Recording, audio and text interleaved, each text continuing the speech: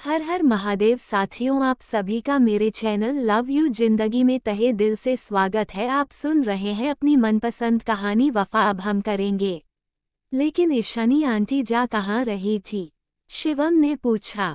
हमारा जो plan discuss हुआ था उसमें ईशानी ने कहा था कि मैं आपको सेफली अपने फार्म हाउस में शिफ्ट कर दूं और तब तक वह मेरे हॉस्पिटल में ही रहेगी। दरअसल वो देखना चाहती थी कि आखिर यह कौन लोग हैं जो इस तरह से आपको ढूंढ रहे हैं। अगर आपके फादर रहते तो वो उन्हें बता देती। आपका पता और कोई और होता तो खुद भी उनके सामने नहीं आती, क्योंकि वो अच्छी तरह से जानती थी कि ईशानी के जरिए आप तक वो पहुंच सकते हैं। डॉक्टर सिद्धांत ने कहा, प्लानिंग करने में तो इस लड़की का कोई सानी ही नहीं है। हर जगह अपने स्कॉलर होने की धाक जमा ही लेती है।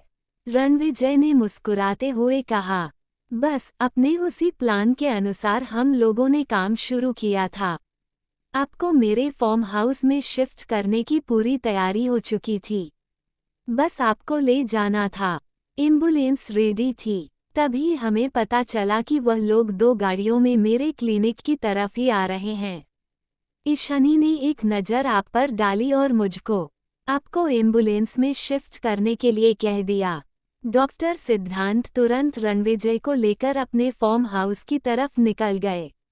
इधर ईशानी ने जब रॉयल्स राजपूताना के सिक्योरिटी गार्ड ड्रेस में अनजाने चेहरों को देखा तो वह खुद छिप गई। रणविजय ने उसे बताया था कि रणधीर सिंह राणावत की सिक्योरिटी कुछ अलग ढंग की होती है। रणविजय एक बार जब उसे रणधीर जी और अधिराज जी की सुरक्षा व्यवस्था के बारे में बता रहा था तो वह बहुत ध्यान से देख रही थी। वह जानती थी कि इन लोगों को पार करके रणधीर जी तक पहुंचना या फिर उन तक अपना मैसेज पहुंचा पाना इतना आसान काम नहीं है। यहाँ तक कि यह लोग तीनों बच्चे, आदित्य, रणविजय और नव्या, जो कॉलेज आते जाते थे, उस समय भी इन लोगों के साथ 2 या 3 लेयर की सिक्योरिटी चलती थी, जो कि दूसरों को क्या, इन लोगों को भी दिखाई नहीं पड़ती थी। पर कोई भी प्रॉब्लम होने पर तुरंत सामने गार्ड निकलकर खड़े हो जाते थे। रणविजय और आदित्य कभी भी सिक्योरिटी लेकर चलना नहीं पसंद करते थे, इसलिए अधिराज जी और रणधीर जी ने मिलकर नव्या की सुरक्षा भी इन लोगों के ऊपर डाल दी थी कि कम से कम उसके बहाने ही तो ये लोग गार्ड के घेरे में रहेंगे। वरना रणविजय ने उसे अपने कई किस्से सुनाए थे जिसमें कि उसने पूरी सिक्योरिटी को धता बताते हुए खुद को घेरे से गायब किया था। जब इन गार्ड्स को ईशानी ने देखा तभी उसे याद आया कि रणविजय ने उसकी सुरक्षा के लिए भी रॉयल्स राजपूताना के ही गार्ड लगाए थे और उनका चीफ भी वही आदमी था जो कि रणधीर जी का पर्सनल बॉडीगार्ड था।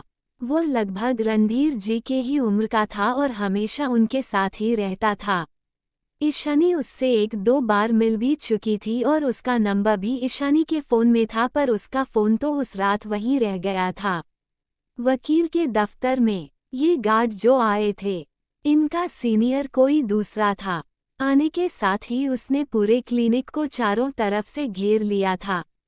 सबके पास अत्याधुनिक हथियार थे।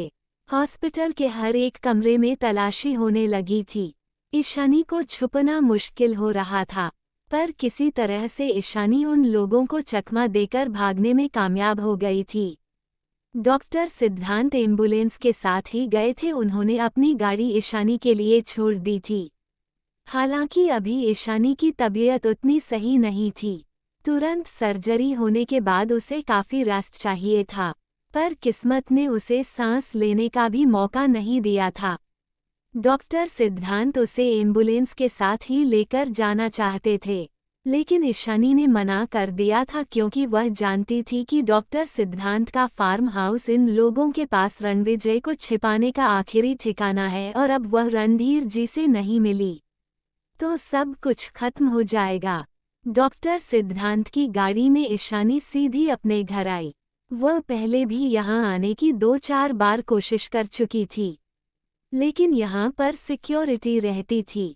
ईशानी की किस्मत अच्छी थी कि इस समय कोई नहीं था, लेकिन दूसरे बिल्डिंग से इस बिल्डिंग पर नज़र रखी जा रही थी।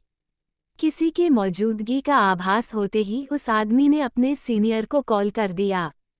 सर, लग रहा है कि रणविजय के घर कोई आया है। तुम उस पर नजर रखो। हम वहीं पर पहुंचते हैं।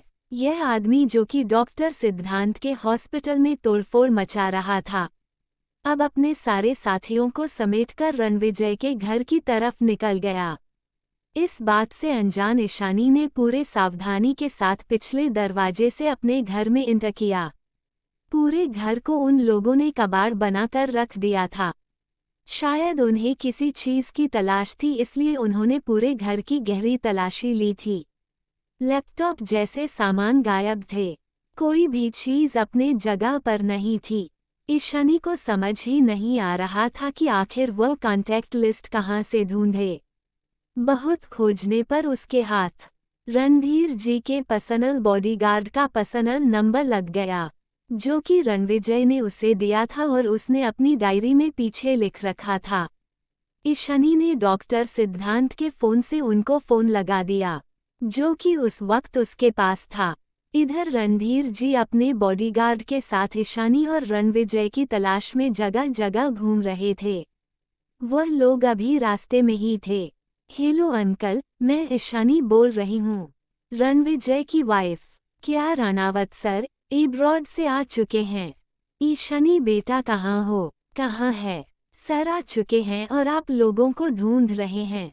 परेशान हो गए हैं सर आप लोगों की तलाश में। बॉडीगार्ड ने तुरंत पूछा। अंकल, आप प्लीज मेरी बात ध्यान से सुनिए। मेरे पास समय नहीं है। मुझे रानावत सर से बात करनी है, या फिर उन तक अपना मैसेज पहुंचाना है, ईशानी ने कहा। रणधीर जी उस वक्त गाड़ी में ही थे। रणधीर जी ने तुरंत बॉडीगार्ड से फ़ोन ले लिया।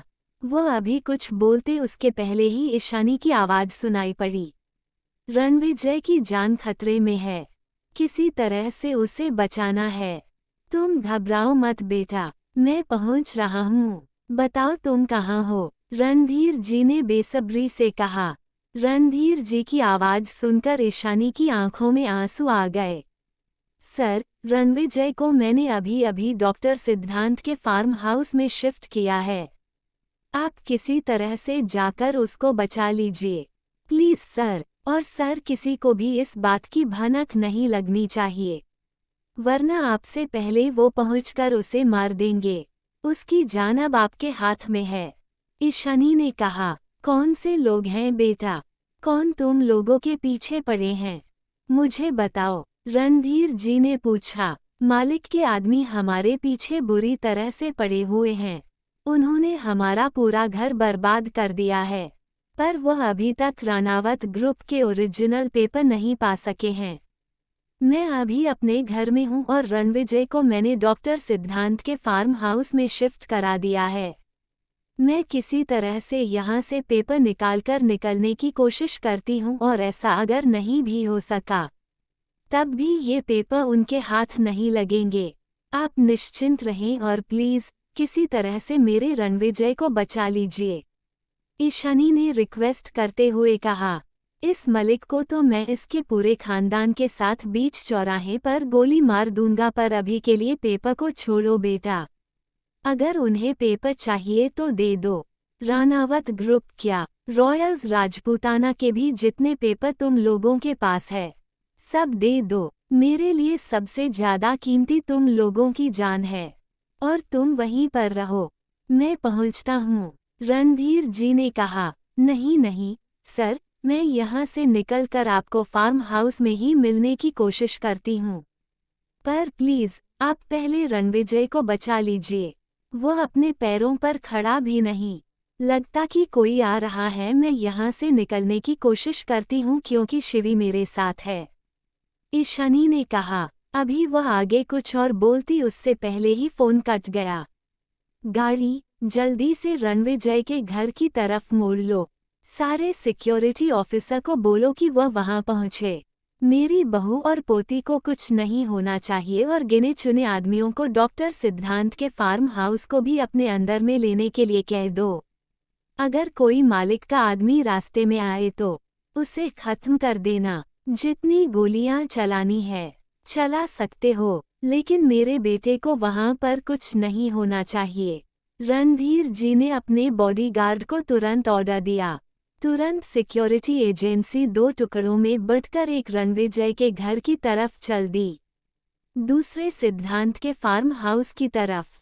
लेकिन उसके पहले ही ये लोग ईशानी के घर पर पहुंच चुके थे, अपने साथ शिवी को छुपाते हुए। ईशानी किसी तरह से वहां से निकली। जब डॉक्टर सिद्धांत की जब गाड़ी के स्टार्ट होने की आवाज नीचे आई, तो ये लोग भी ईशानी के पीछे पीछे चल दिए। ईशानी ने अपनी गाड़ी यमुना एक्सप्रेसवे की तरफ मोड़ दी थी।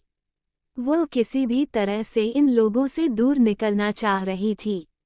इधर रणधीर जी ने भी तुरंत ईशानी के लोकेशन को ट्रेस करना शुरू कर दिया था।